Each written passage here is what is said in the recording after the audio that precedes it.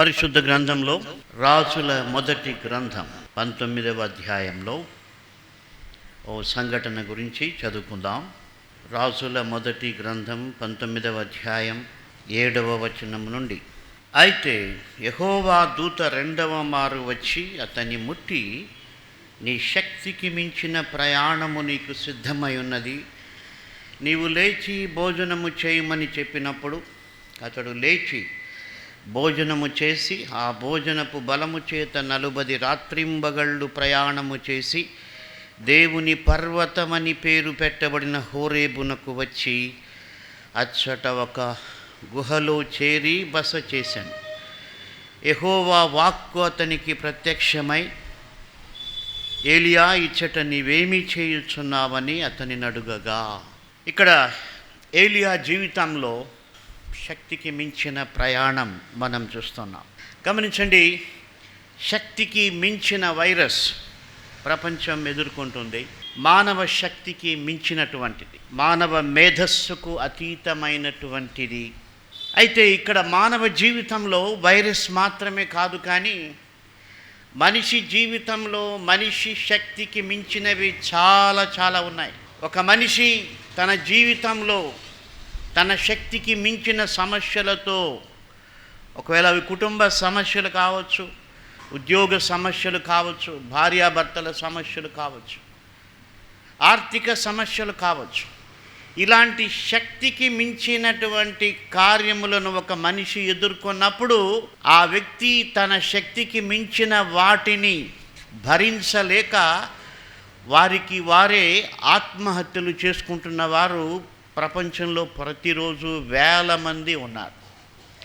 అంటే వైరస్ వాళ్ళని చంపడం లేదు, కానీ వాళ్ళే చంపుకుంటున్నారు. కారణం ఏంటంటే వారి శక్తికి మించినటువంటిది. కాబట్టి ఏదైనప్పటికీ శక్తికి మించిన వైరస్ కావచ్చు, శక్తికి మించిన సమస్య కావచ్చు, శక్తికి మించినటువంటి బాధ కావచ్చు, మానవ జీవితంలో దేవుడు అనుమతించాడు. ఇక్కడ ఏలియా జీవితంలో మనం చూస్తున్నాం, దేవుడు అనుమతించాడు ఆయన శక్తికి మించినటువంటి ప్రయాణం. ఇక్కడ మనం చూసినట్టయితే కొరింథీయులకు రాసిన 2వ పత్రికలో 1వ అధ్యాయంలో పౌలు తన జీవితంలో ఒక అనుభవం చెప్తున్నాడు.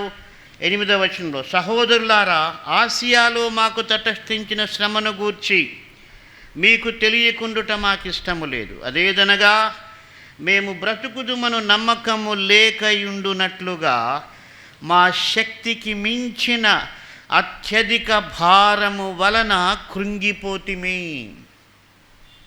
కాబట్టి మనిషి జీవితాల్లో శక్తికి మించిన ప్రయాణం, శక్తికి మించిన వ్యాధులు, శక్తికి మించినటువంటి కృంగుదల దేవుడు అనుమతించిన సందర్భాలు ఉన్నాయి.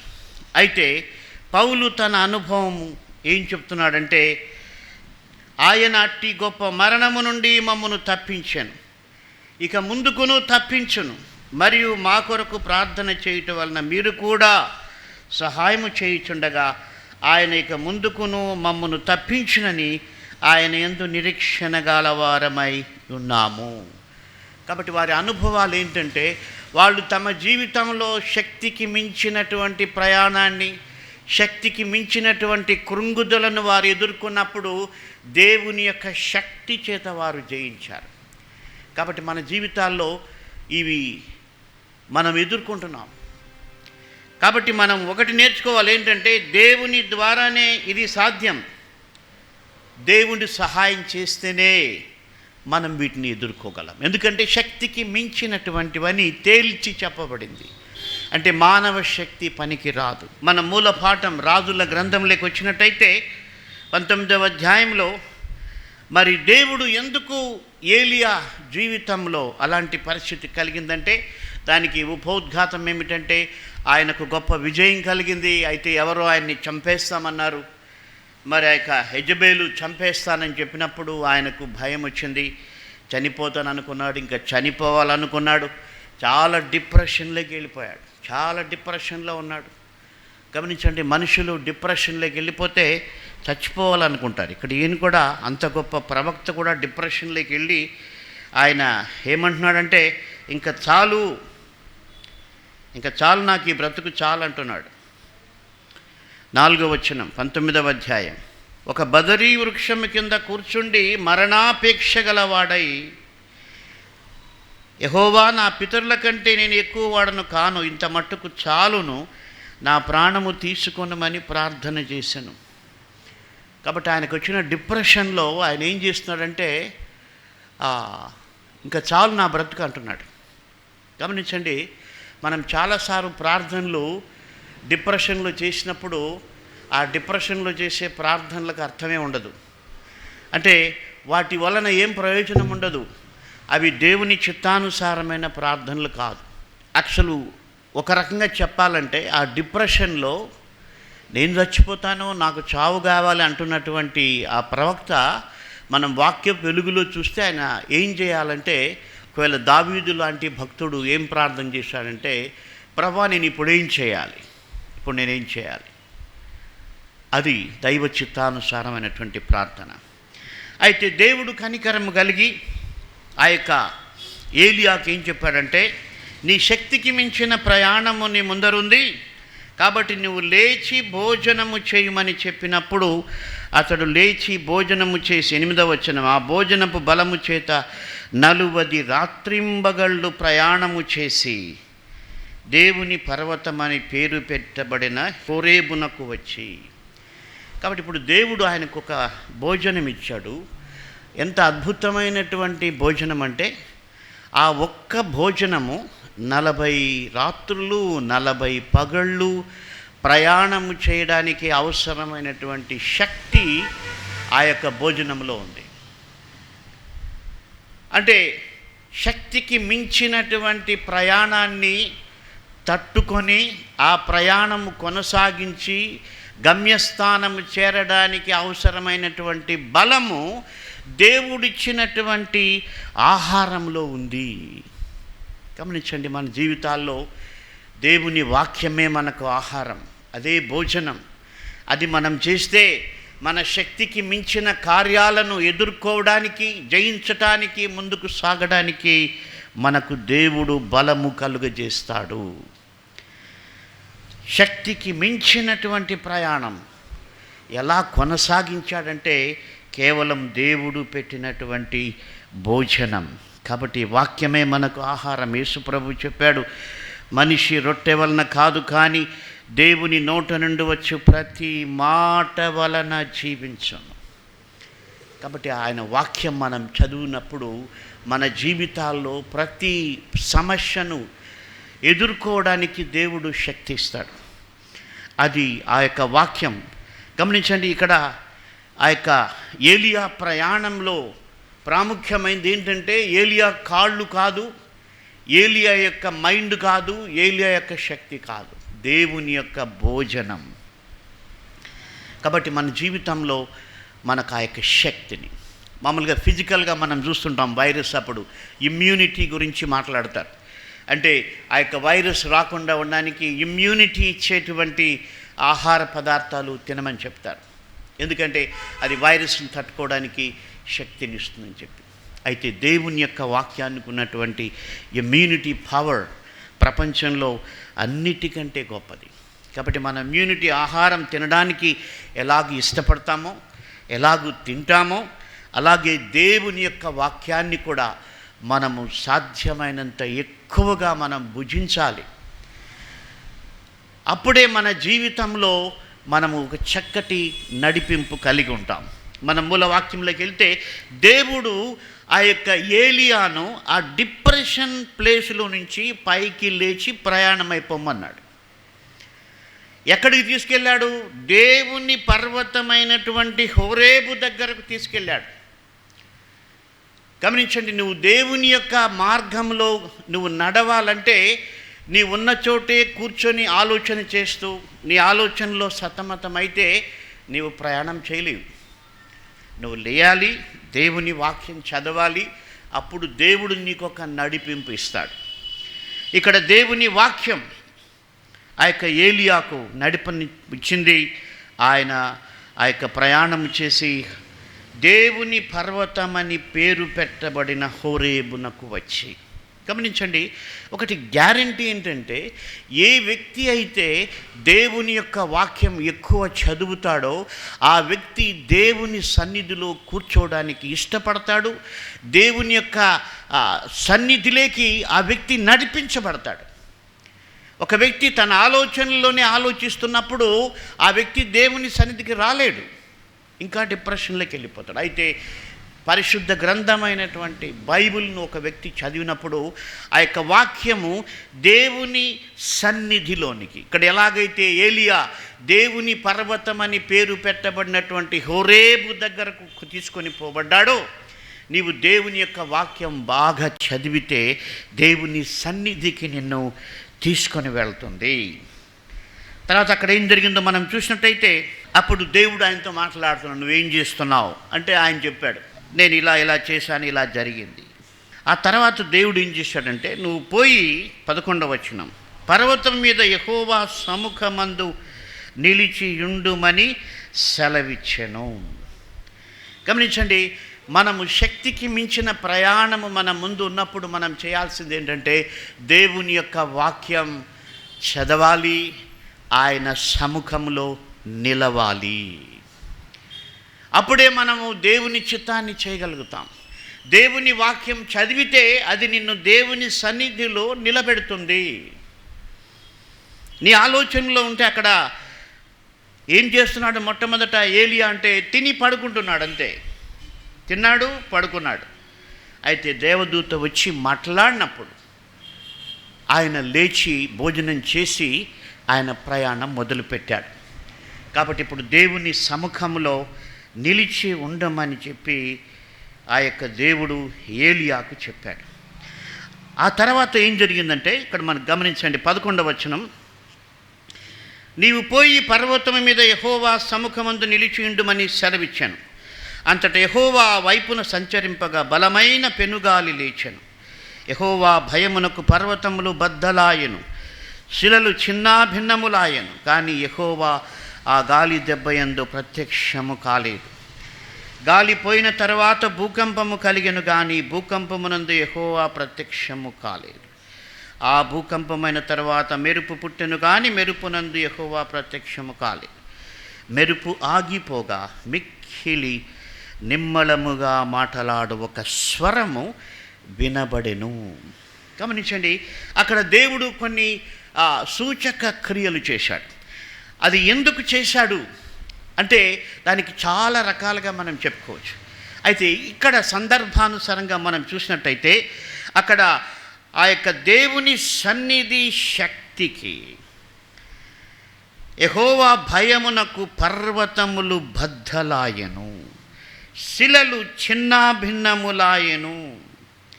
కాబట్టి అక్కడ ఏలియా ముందు ఇవి జరిగినప్పుడు వాస్తవంగా మనం ఆత్మ సంబంధంగా చూసినట్టయితే ఏలియా ముందు పర్వతములు చిన్న భిన్నములై శిలలు తునకలైపోతున్నప్పుడు ఆయనలో ఉన్నటువంటి డిప్రెషన్ పగిలిపోయింది, డిప్రెషన్ కరిగిపోయింది. ఆ యొక్క డిప్రెషన్ ముక్కలైపోయింది. పర్వతములు బద్దలు కావడం, ఆయనలో ఉన్నటువంటి డిప్రెషన్ బద్దలైపోయింది. కాబట్టి నువ్వు దేవుని యొక్క వాక్యం అనే ఆహారాన్ని తిని ఆయన సముఖంలో నిలబడితే నీలో ఉన్నటువంటి ఎంత పెద్ద డిప్రెషన్ పర్వతమైనా కూడా ముక్కలైపోతుంది. అక్కడ దేవుడు ఆ కార్యం చేశాడు. ఇప్పుడు ఎప్పుడైతే ఆయనలో ఉన్నటువంటి డిప్రెషన్ అవన్నీ కూడా పోయాయో, ఇప్పుడు ఏలియా దేవుడు చెప్పబోయే దాన్ని చేయడానికి సిద్ధపరచబడ్డాడు. మొదటేంటి, ఆయన నాకేమొద్దు చచ్చిపోవాలన్నాడు. అయితే దేవుని యొక్క భోజనం చేసి ఆయన సముఖంలో నిలిచి దేవుడు చేసినటువంటి ఆ యొక్క కార్యాలు చూసినప్పుడు ఆయనలో ఉన్నటువంటి డిప్రెషన్, ఆ యొక్క సొంత ఆలోచనలు, స్వ అభిప్రాయాలు ఇవన్నీ కూడా చెదిరిపోయాయి. అప్పుడు దేవుని యొక్క నడిపింపులోకి వస్తున్నాడు. ఆ తర్వాత దేవుడు చెప్పాడు, 15 వచనం నుంచి మనం చూస్తే, అప్పుడు యెహోవా అతనికి సెలవిచ్చినదేమనగా, నీవు మరలి అరణ్య మార్గమును దమస్కునకు పోయి దానిలో ప్రవేశించి సిరియా దేశం మీద హజాయేలునకు పట్టాభిషేకము చేయుము. ఇశ్రాయేలు వారి మీద నింషీ కుమారుడైన యెహూకు పట్టాభిషేకము చేయుము. నీకు మారుగా ప్రవక్త ఇందుటకు అబెల్మాలో వాడిన షాపాతు కుమారుడైన ఎలీషాకు అభిషేకము చేయుము. కాబట్టి ఇక్కడ మనం చూస్తున్నాం, దేవుడు ఇప్పుడు చెప్తున్నాడు నువ్వేం చేయాలి. ఓ గొప్ప పని ఏలియా గొప్ప చెప్పాడు. ఆ యొక్క రాజును అభిషేకించటానికి, ఒక ప్రవక్తను అభిషేకించటానికి దేవుడు అక్కడ చెప్పాడు. మరి ఎప్పుడైతే ఈ కార్యాలు జరిగాయో గమనించండి, దేవుడిచ్చిన భోజనం తిని యెహోవా సముఖములో నిలిచి యెహోవా చేసిన కార్యములు చూసి తన హృదయములో ఉన్నటువంటి డిప్రెషన్ బద్దలైపోయిందో, దేవుని యొక్క వాక్యం వినడానికి ఆయన సిద్ధపరచబడ్డాడు. కాబట్టి దేవుని యొక్క వాక్యానికి అంత శక్తి ఉంది. దాదాపు 30 సంవత్సరాల క్రితం నేను అప్పుడు మదనపల్లిలో ఉన్నాను.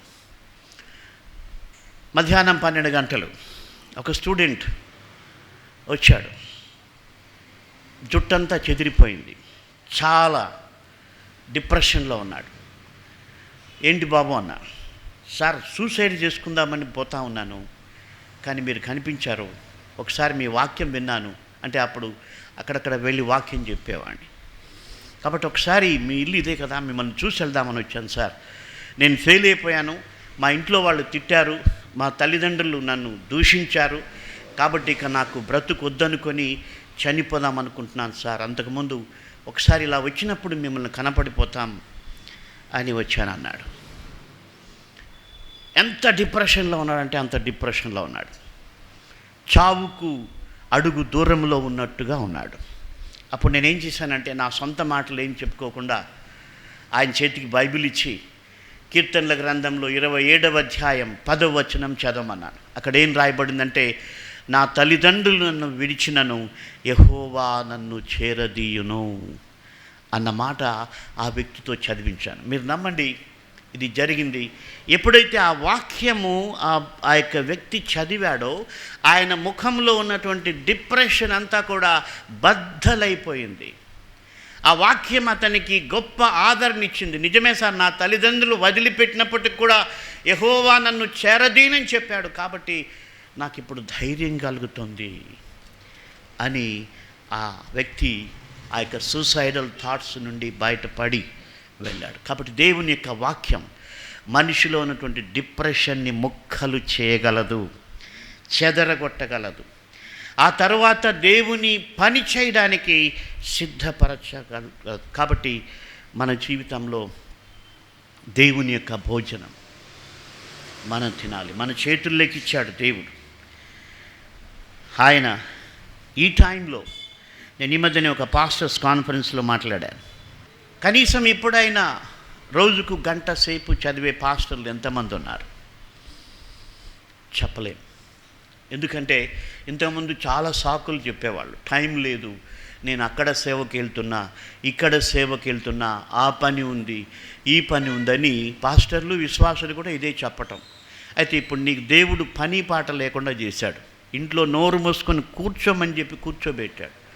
ఎందుకంటే కనీసం ఇప్పుడైనా నువ్వు దేవుని వాక్యాన్ని చదువుతావని.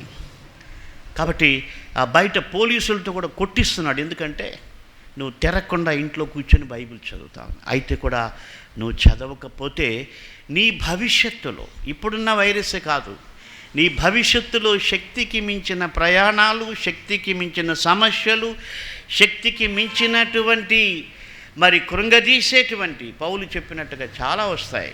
అయితే దేవుని యొక్క వాక్యం నువ్వు చదవాలి. అది నీకు ఇమ్యూనిటీ పవర్ ఇస్తుంది. వైరస్ నుంచే కాదు, ప్రతి సమస్య నుంచి కూడా ఇమ్యూనిటీ పవర్ని అది నీకు ఇవ్వగలదు. కాబట్టి బైబిల్ ఫౌండేషన్ యొక్క 70 వాక్యాలు కంఠపాఠం చేయించిన వారికి 1000 రూపాయలు బహుమానం, సేవకులకు 3000 రూపాయలు బహుమానం ప్రకటించాం. ఈ లాక్డౌన్ పీరియడ్లో చాలామంది చేస్తున్నారు. మా ఉద్దేశం ఏంటంటే, మీరు ఏ డినామినేషన్ అయినా దేవుని వాక్యం నువ్వు చదివితే అది నీకు బలం ఇస్తుంది. నీ శక్తికి మించిన ప్రయాణంలో నిన్ను నడిపిస్తుంది. నీ శక్తికి మించిన సమస్యలను ఎదుర్కోవడానికి నీకు శక్తినిస్తుంది. అది నీ ఆత్మీయ జీవితానికి ఇమ్యూనిటీ, ఈ బాహ్య సంబంధమైనటువంటి జీవితానికి కూడా ఇమ్యూనిటీ. కాబట్టి ఆ యొక్క వాక్యం కంఠపాఠం చేయండి. మరి సహోదరి షారా గారు, ఆమె సామెతలన్నీ కూడా కంఠపాఠం చేసిన వ్యక్తి, అందరికీ తెలుసు. అయితే ఆమె కూడా ఆ యొక్క 70 వాక్యాలు కంఠపాఠం చేశారు. కాబట్టి ఆమె అనుభవం లేకపోతే కంఠపాఠం చేసిన ఎవరి అనుభవమైనా ఒకటే, వాక్యం నన్ను నిలబెడుతుంది. కాబట్టి దేవుని కృప వలన నాకు హార్ట్ ఆపరేషన్కి ముందు నేను కంఠపాఠం చేసిన 5000 వాక్యాలు రికార్డ్ చేస్తున్నాను. నాకు తెలియదు హార్ట్ అటాక్ వస్తుందని. అయితే దేవుడు ఎందుకు అవన్నీ కూడా రికార్డ్ చేయాలనిపించింది. సరిగ్గా అవి రికార్డ్ చేస్తున్నప్పుడు రోజులో చాలా గంటలు దేవుని వాక్యంతో గడపడానికి దేవుడు సహాయం చేశాడు. నాకు ఇప్పుడు అనిపిస్తుంది, ఈ వాక్యం సిద్ధపడుతుంటే మరి నా శక్తికి మించిన యొక్క హార్ట్ ఆపరేషన్కి దేవుడు వాక్యంతో నన్ను సిద్ధపరిచాడు. దేవుని కృప వలన నేను బతికాను. మరి ఆయన కృపను బట్టి ఆయన సేవలో ముందుకు సాగుతున్నాను. కాబట్టి మన జీవితంలో ఏ సమస్య రాబోతుందో మనకు తెలియదు. అసలు వాక్యం కరువయ్యే రోజులున్నాయని ఆమోసు గ్రంథంలో ఉంది. అయితే నీ జీవితంలో నీ శక్తికి మించినటువంటి పరిస్థితి, ఒకవేళ నీ జీవితంలో నీ భర్తను ఏగడానికి నీ శక్తికి మించిపోయి ఉన్నాడేమో, లేక నీ భార్యను మరి ధ్వంసారం చేయడానికి నీ శక్తికి మించి పరిస్తుందేమో, నీ పిల్లలను పెంచడానికి నీ శక్తికి మించిపోయిందేమో, నీ అప్పులు తీర్చడానికి నీ శక్తికి మించిపోయిందేమో. ఏది ఏమైనప్పటికీ ఆయన వాక్యం పరిష్కారం. ఆయన వాక్యం నువ్వు భుజించాలి. ఆ యొక్క వాక్యం నీకు శక్తినిస్తుంది. 1980లో నేను వాక్యాలు కంఠపాఠం చేయడం ప్రారంభించాను. మరి ఈరోజు ఉదయం నేను ధ్యానిస్తున్నప్పుడు అనుకున్నాను, ఏలియా 40 రోజులు ప్రయాణం చేశాడు. దేవుని కృప వలన ఆ దేవుని వాక్య సహాయముతో నేను ప్రభువు నమ్మి 40 సంవత్సరాలు పూర్తి అయింది. ఈ ప్రయాణం అంతట్లో నిలబెట్టింది ఏంటంటే నేను తిన్న ఆహారం కాదు, దేవుని యొక్క వాక్యం. కాబట్టి మన జీవిత ప్రయాణం అంతట్లో కూడా మనల్ని నిలబెట్టడానికి వాక్యం శక్తివంతమైంది. కాబట్టి యేసుక్రీస్తు ప్రభు చెప్పాడు, నా యందు మీరును మీ యందు నా మాటలు నిలిచి ఉండాలని. కాబట్టి ఆయన మాటలు ధ్యానం చేయండి, అవి మీకు శక్తినిస్తాయి. ప్రభు చెప్పాడు యోహాను సువార్త 6వ అధ్యాయం 63వ వచనంలో, నేను మీతో చెప్పిన మాటలు ఆత్మయు జీవమునై ఉన్నవి. కాబట్టి మీరు దేవుని యొక్క వాక్యం మీకు సహాయపడుతుంది. క్రీస్తు ప్రభు ఆయన పునరుత్థాన శక్తితో, ఆయన రక్త ప్రభావం నీకు వాక్యం చదివితే బాగా అర్థమవుతుంది. అప్పుడు నువ్వు ప్రభువుని ఆశ్రయిస్తావు. మన వాక్యంలో చూసినట్టుగా నీ డిప్రెషన్ బద్దలైపోతుంది. నువ్వు దేవుని యొక్క సన్నిధిలోకి నడిపించబడతావు. అంతేకాదు దేవుని యొక్క ప్రణాళికలో పాలి భాగస్థురాలివి అవుతావు. దేవుడు అలాగా మనల్ని దీవించునుగాక. ప్రార్థించుకుందాం. దయగల ప్రభువా, మిమ్మల్ని స్తుతిస్తూ ఉన్నాం. మా తండ్రి, శక్తికి మించిన ప్రయాణంలో మీరు ఏలియాకు సహాయం చేశారు. శక్తికి మించిన కృంగుదలలో పౌలు ఉన్నప్పుడు మీరు అతన్ని ఆదరించి బతికించారు. మా జీవితాల్లో కూడా అనేక సార్లు మా శక్తికి మించిన సమస్యలు మేము ఎదుర్కొన్నప్పుడు మమ్మల్ని మీరు బ్రతికించారు. మీకు స్తోత్రాలు. మీ వాక్యంలో ఆ యొక్క ఇమ్యూనిటీ పవర్ ఉన్నందుకై మీకు కోటానుకోటి స్తోత్రములు చెల్లిస్తూ ఉన్నాం. దో ప్రభా, వాక్యం వింటున్న వారందరూ కూడా మీరు రక్షకుడిని తెలుసుకోవడానికి, వారందరి పాపముల కొరకు మీరు సిలువలో చనిపోయి తిరిగి లేచారని నమ్మడానికి, మరియు మీ యొక్క వాక్యములో జీవముందని గ్రహించి ఆ యొక్క వాక్యమును స్వీకరించటానికి మీరే కృప చూపించుమని యేసు దయగల నామమున ప్రార్థిస్తున్నాము తండ్రి. ఆమేన్. చేస్తున్నాను. నా పేరు ఎస్కే సైదాది. షారాగా మార్చబడ్డాను ప్రభు నామంలో. మరి యూట్యూబ్లో తిరుపతి నుండి గంగరాజు అన్నయ్య వాళ్ళు మరి 70 వాక్యాలు చెప్పిన వారికి 1000 రూపీస్ గిఫ్ట్ మనీ ఇస్తామని యూట్యూబ్లో చూసి నేను వారికి కాల్ చేయడం జరిగింది. ఆ తర్వాత అన్నయ్య వాళ్ళు కూడా మాట్లాడి కంఠస్థం చేయండి అమ్మా అని చెప్పారు. నేను చేశాను. 70 వాక్యాలు కంఠస్థం చేసి అన్నయ్య వాళ్ళ ముందు చెప్పడం జరిగింది. చాలా దేవుడు నాకు సహాయం చేశాడు. ఆ తర్వాత అన్నయ్య వాళ్ళు చెప్పిన విత్ సెకండ్స్లోనే మరి నాకు నా అకౌంట్లో 3000 వేయడం జరిగింది. నేను ఫస్ట్ యూట్యూబ్లో చూసినప్పుడు ఇది నిజంగా ఇస్తారా అని అనుకున్నాను. కానీ డబ్బుల కోసం కాదు కానండి, బైబిల్ చదివినప్పుడు దేవుడికి చాలా దగ్గరగా జీవించగలిగాను, ఎంతో ఆత్మీయంగా బలపడ్డాను. అయితే వాళ్ళు చేస్తున్న పరిచర్యని కూడా నేను ఒకసారి ఆలోచన చేసినప్పుడు నాకు చాలా ఆశ్చర్యం వేసిందండి. నిజంగా వాళ్ళు డబ్బులు ఎక్కువై ఇవ్వడం కాదు కానీ మనుషుల్ని దేవునికి దగ్గర చేయడానికి ఇది ఒక మంచి మార్గం అండి. కొంతమందిని కూర్చోబెట్టి ఒక వాక్యం చెప్తే ఒక గంటని వెళ్ళిపోతారు, మర్చిపోతారండి. కానీ కంఠస్థం చేయడం వల్ల మన జీవితాలు ఎంతో మార్చబడతాయండి. నేను ఆల్రెడీ సామెతల గ్రంథం మొత్తం కంఠస్థం చేసి చెప్పడం జరిగింది. అన్నయ్య వాళ్ళు అది చూసి నాకు కామెంట్స్ పెట్టినప్పుడు ఆ కామెంట్స్ నుండి నేను అన్నయ్య వాళ్ళకి ఫోన్ ద్వారా కాంటాక్ట్ అయ్యాను. అదే కంఠస్థం చేసినప్పుడు నాకు చాలా సంతోషం. మా పుస్తకాన్ని మన హృదయంలో పెట్టుకోవడం అంటే చాలా సంతోషం వేసింది. అది అనుభవించే వాళ్ళకి తప్ప అది పైనుండే వాళ్ళకి అర్థం కాదండి. దయచేసి వారి ప్రయాసని, వారి భారాన్ని, వారిని నేను ఆలోచన చేసినప్పుడు నాకు చాలా ఆశ్చర్యం వేసింది. మరి అన్నయ్య వాళ్ళ సేవని ఇంకా దేవుడు బహుగా దీవించాలని, అంత మాత్రమే కాదు కానండి, ఈ యూట్యూబ్ ద్వారా అనేక మంది బలపడి మరి కంఠస్థ వాక్యాలు కంఠస్థం చేయాలని, మరి దేవునికి బహు దగ్గరగా జీవించడానికి ఇది మంచి టైం అండి మనకి. ఎందుకంటే కరోనా వల్ల మొత్తం లాక్డౌన్ అయిపోయింది. వ్యర్థమైన వాటిని చూడకుండా, వ్యర్థమైన ముచ్చట్లకి తిరగకుండా దేవునిలో బ్రతకడం మనకి చాలా ఆశీర్వాదకరమండి. అన్నయ్య వాళ్ళు చాలా మంచి పని చేస్తున్నారు. వారిని మరి ముఖ్యంగా గంగరాజు అన్నయ్యకి నా యొక్క హృదయపూర్వక వందనాలు తెలియజేస్తున్నాను ఈ అవకాశం ఇచ్చినందుకు. మరి వారి కుటుంబ సభ్యులకు కూడా నేను ధన్యవాదాలు తెలియజేస్తున్నాను. మరి ముఖ్యంగా ప్రభువుని ఎంతగానో స్తుతిస్తున్నాను. ఎందుకంటే దేవునికి దగ్గరగా జీవించడానికి ఒక మళ్ళీ అవకాశం ఇచ్చిండు. మీరందరూ కూడా ప్రభు నామంలో మరి వాక్యాలు కంఠస్థం చేయాలని, దేవునికి దగ్గరగా జీవించాలని మనస్ఫూర్తిగా మిమ్మల్ని ప్రభు పేరట వేడుకుంటున్నానండి. మరి అవకాశం ఇచ్చిన గంగరాజు అన్నయ్య వాళ్ళకి, వారి కుటుంబానికి, మరి ముఖ్యంగా దేవునికి నా యొక్క హృదయపూర్వక వందనాలు తెలియజేస్తున్నానండి. దేవుడి సాక్ష్యాన్ని దీవించినగాక. దేవుని నామానికి స్తోత్రాలు. పాస్టర్ గారికి, వారి కుటుంబ సభ్యులకి నా వందనాలు.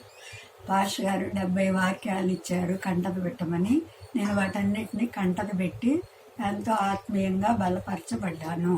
పాస్టర్ గారు ఇచ్చిన ఈ మంచి అవకాశాన్ని సద్వినియోగం చేసుకున్నాను కాబట్టి పాస్టర్ గారికి నా ధన్యవాదాలు. నేను ఎంతో ఆత్మీయంగా ఎదిగాను, దేవుని ప్రేమలో ఫలించబడ్డాను. కాబట్టి మీరు కూడా ఈ పాస్టర్ గారు ఇచ్చిన వాక్యాలన్నింటినీ కంటత పెట్టి ఆత్మీయంగా బలపరచబడాలని మీ అందరినీ కోరుకుంటున్నాను. హాయ్, అందరికీ ప్రైజ్ లార్డ్. నా పేరు శ్యామ్, నేను సికింద్రాబాద్లో ఉంటాను. నేను యూట్యూబ్లో పాస్టర్ గారి వీడియో చూసి 70 కంటత వాక్యాలని కంఠతం చేసి నేను 1000 రూపాయలు బహుమానం పొందుకున్నాను. మీరు కూడా బహుమానం పొందుకోవాలని నేను ఆశిస్తున్నాను. ధన్యవాదాలు. Praise Lord. మరి ఈ సమయంలో నా పేరు తిమోతి, మా భార్య పేరు సువర్ణ. మేమిద్దరూ 70 కంఠత వాక్యాలు నేర్చుకున్నాం. 70 కంఠత వాక్యాల్లో కూడా మరి బైబుల్ ఫౌండేషన్ వారికి మేము చెప్పినాము. అయితే వాళ్ళు మాకు మీకు బహుమానం ఇస్తామన్నారు. బహుమానం కొరకైతే కాదు కానీ అయితే మేము ట్రై చేయలేదు. పాస్టర్ ఫోన్ చేసి మీరు ట్రై చేయండి, చాలా మంచి ఆశీర్వాదం అని చెప్పినారు. మళ్ళీ మేము ప్రార్థన చేసుకొని ముందుకు సాగినాము, నేర్చుకున్నాం. చాలా మంచి వాక్యాలు అక్కడ ఉన్నాయి. ఆత్మీయ జీవితాలు కూడా ఎంతో మనం ఆదరిస్తాయని మేము నమ్ముతున్నాం. Praise Lord. నా పేరు పద్మజ. ప్రభు యొక్క మహాకృప వలన మరియు నా భర్తగారైన పాస్టర్ గాలి గంగరాజు గారి ప్రేరేపణ వలన పరిశుద్ధ గ్రంథంలోని 1000 వాక్యములు కంఠాపాఠము చేసినాను. ప్రభు యొక్క కృప వలన మా పిల్లలందరితో కూడా బైబిల్ వాక్యములు కంఠాపాఠము చేయించినాము. మా 2 కుమారులు డేవిడ్ కరుణాకర్, జేమ్స్ కరుణాకర్ మరియు మా కుమార్తెలు గ్రేస్, మెర్సీ, బ్యూలా 1000 వాక్యములు కంఠాపాఠం చేసినారు. తల్లిదండ్రులందరూ కూడా బైబిల్ వాక్యములు కంఠాపాఠము చేసి తమ తమ పిల్లలందరితో కూడా బైబిల్ వాక్యములు కంఠాపాఠం చేయించుట గొప్ప ఆశీర్వాదము. అట్టి కృపను దేవుడు అందరికీ అనుగ్రహించవలనన్న ఉద్దేశముతో ద బైబిల్ ఫౌండేషన్ సంస్థ స్థాపించబడింది.